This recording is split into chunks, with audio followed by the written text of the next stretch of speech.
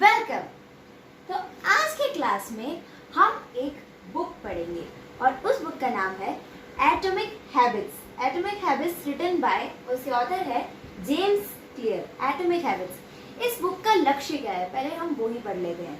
इस बुक का लक्ष्य है an easy and proven way to build good habits and break bad ones, यानी एक इजी और एक प्रूवन वे, एक अच्छे हैबिट्स बनाने के लिए और जो बुरे हैबिट्स हैं उन्हें तोड़ने के लिए। तो ये बुक के ऑथर जेम्स क्लियर, बुक का नाम एटॉमिक हैबिट्स। तो हम एक क्लास में, आज की क्लास में हम इसके सिर्फ 2 पेजेस पढ़ेंगे और उसमें जो हार्ड वर्ड्स है वो मैंने यहाँ पे लिखे हुए हैं। So let's start. ये ऑथर अपनी कहानी कह रहे हैं। On the final day of my sophomore year of high school I was hit in the face with a baseball bat. यानी अब यहाँ पे एक डिफिकल्ट वर्ड हमारे लिए आया है, वो है सोफोमोर ईयर।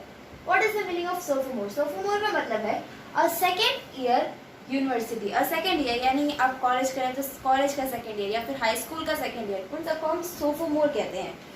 यानी on the final day of my sophomore year of high school I was hit in the face with a baseball bat. यानी ऑथर अपनी कहानी बता रहे हैं, अपनी ऑटोबायोग्राफी लिखी है लेखक ने, कि जब उनके सेकेंड ईयर, हाई स्कूल का सेकेंड ईयर था और उसका आखिरी दिन था, तब उनके फेस में उन्हें एक बेसबॉल बैट लगा था। बेसबॉल बैट मतलब बेसबॉल एक गेम है, जैसे क्रिकेट, वो इसका एक बैट होता है, एक बॉल होता है, बट उसके रूल्स और उसके जो चीज़ें चाहिए वो थोड़ी अलग होती है।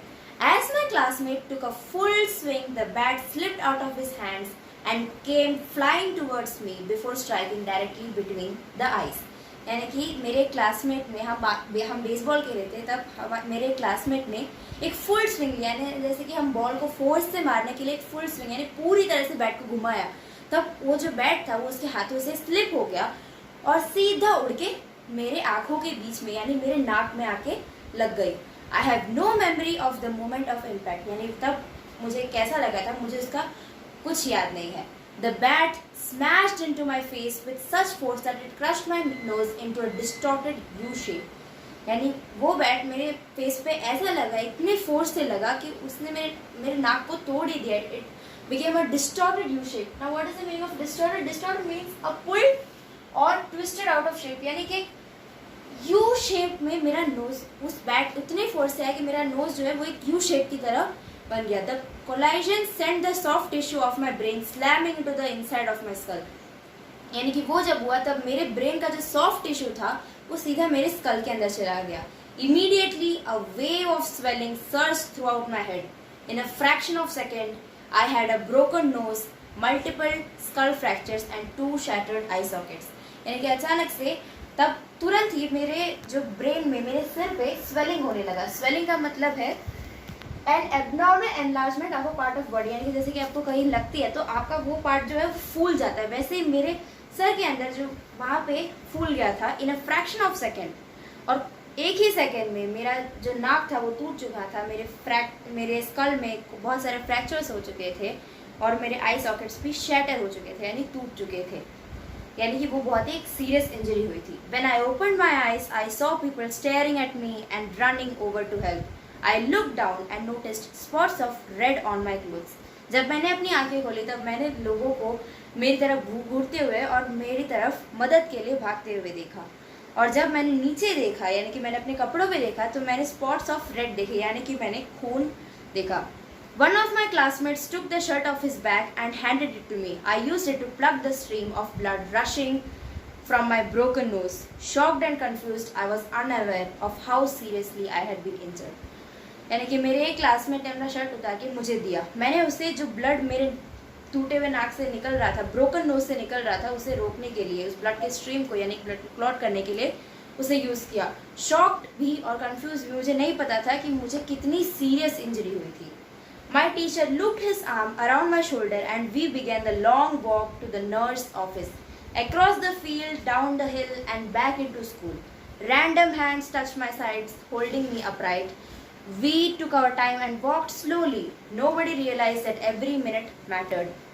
यानी कि मेरे टीचर ने मेरे कंधे पे हाथ रखा, looked his arm around my shoulder मतलब मेरे कंधे पे हाथ रखा, और हमने, हमारे जो ये प्लेग्राउंड में थे तब उन्हें नर्स के ऑफिस तक जाना था और नर्स का ऑफिस स्कूल के अंदर था और स्कूल काफ़ी दूर था, तो हमने एक बहुत धीरे धीरे across the field, down the hill and back into school हम गए। और तब हमने अपना टाइम लिया, धीरे धीरे चल के गए, क्योंकि तब किसी को नहीं पता था कि 1 मिनट भी कितना मायने रखता है। When we arrived at the nurse office, she asked me a series of questions. जब हम नर्स के ऑफिस में पहुंचे तब उन्होंने मुझे बहुत सारे क्वेश्चंस पूछे। उनसे सबसे पहला क्वेश्चन था, What year is it? 1998. I answered. It was actually 2002. Nurse ने सबसे पहला सवाल ये पूछा कि कौन सा साल है, तो ऑथर ने जवाब दिया 1998, बट एक्चुअली जो सही जवाब था, जो सही सच में ईयर जो था वो था 2002। Who is the president of the United States? Bill Clinton. I said. The correct answer was George W. Bush. United states यानी कि यूएस के प्रेसिडेंट कौन है, नर्स ने पूछा। तब उन्होंने जवाब दिया बिल क्लिंटन, बट जो सही आंसर था वो था George Bush. What is your mom's name? I stalled. 10 seconds passed. Patty, I said casually, ignoring the fact that it had taken me 10 seconds to remember my own mother's name. फिर nurse ने ये सवाल किया कि आपकी मम्मा का नाम क्या है, तो उन्होंने उनका एक्चुअली जो था, उन्होंने टेम्परेली उनका मेमोरी लॉस हो चुका था, जिसकी वजह से वो हर सवाल का जवाब गलत दे रहे थे। जब उन्हें अपनी माँ का नाम पूछा गया तब भी उन्होंने थोड़ी देर सोचने में लगा दी, 10 सेकेंड उन्होंने सोचा और उसके बाद उन्होंने कैजुअली अपनी मम्मा का नाम जो कि पैटी है वो कहा, और उन्होंने ये फैक्ट इग्नोर किया कि उन्हें 10 सेकेंड लगे आंसर देने के लिए। This is the last question I remember. My body was unable to handle the rapid swelling in my brain and I lost consciousness before the ambulance arrived. Minutes later, I was carried out of school and taken to the local hospital. यानी कि ये जो है, ये सवाल मेरा आखिरी मुझे जो याद है वो है, My body was unable to handle, यानी कि मेरे बॉडी में जो, मेरे ब्रेन में जो स्वेलिंग हो रही थी, जो फूल रहा था, वो मेरे बॉडी हैंडल नहीं कर पा रही थी, और फिर मैं बेहोश हो गया जब एम्बुलेंस आया, और कुछ ही मिनटों बाद मैं स्कूल के बाहर एक लोकल हॉस्पिटल में मुझे ले जाया गया। Shortly after arriving, my body began shutting down. I struggled with basic functions like swallowing and breathing. I had my first seizure of the day. मतलब वहाँ पे पहुँचने के बाद मेरा बॉडी वो काम करना रुक सा गया। I struggled with basic functions, यानी कि सांस लेने में तक मुझे तकलीफ होने लगी। I had my first seizure. Seizure का मतलब क्या है? Seizure का मतलब है burst of uncontrolled electrical activity between brain cells. यानी कि ये जब हमारे ब्रेन में कुछ अनकंट्रोल, जो हम कंट्रोल नहीं कर सकते, वैसे इलेक्ट्रिकल एक्टिविटी होता है, उसके कुछ सिम्टम्स है, जैसे कि आप नमनेस होता है, यानी कि आप कुछ फील नहीं कर पाते, आपका बॉडी काम करना ही रुक जाता है, उसे कहते हैं सीजर। तब वो उन्हें होने लगा था। Then I stop breathing entirely, यानी फिर मैंने सांस लेना ही बंद कर दिया था। As the doctors hurried to supply me with oxygen, they also decided the local hospital was unequipped to handle the situation and ordered helicopter to fly me to a large hospital in Cincinnati. यानी कि doctors ने फिर मैं खुद से सांस नहीं ले सकता था, इसलिए मुझे ऑक्सीजन देना शुरू किया, और उन्होंने ये भी डिसाइड किया कि ये जो लोकल हॉस्पिटल उसमें सारी चीज़ें नहीं थी, और इसलिए एक हेलीकॉप्टर का ऑर्डर किया मुझे सिंसिनाटी, यानी कि एक जगह है वहाँ पे एक लार्जर हॉस्पिटल में जाने के लिए। I was rolled out of the emergency room doors and towards the helipad across the street.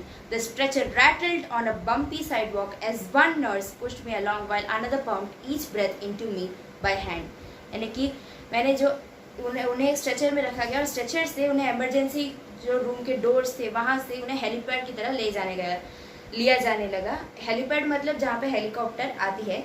The stretcher rattled, यानी कि जो स्ट्रेचर था वो रैटल का मतलब क्या? Rattle means cause to make a rapid succession of knocking sounds, यानी कि वो जैसे कि हम जब सड़क से जाते हैं तो वहाँ पे अलग तरह के खड्डे होते हैं, फिर हम जल्दबाजी में जाते हैं तो उधर उधर स्ट्रेचर लगता है तो आवाज़ आती है कुछ, तो रैटल यानी बहुत जल्दबाजी में एक साइड वॉक में जा रहे थे, और एक नर्स वहाँ पे मेरे स्ट्रेचर को पुश कर रही थी, और दूसरी नर्स जो थी वो पंप कर रही थी, मेरे अंदर ऑक्सीजन पंप कर रही थी, क्योंकि मैं खुद से ऑक्सीजन नहीं ले सकता था।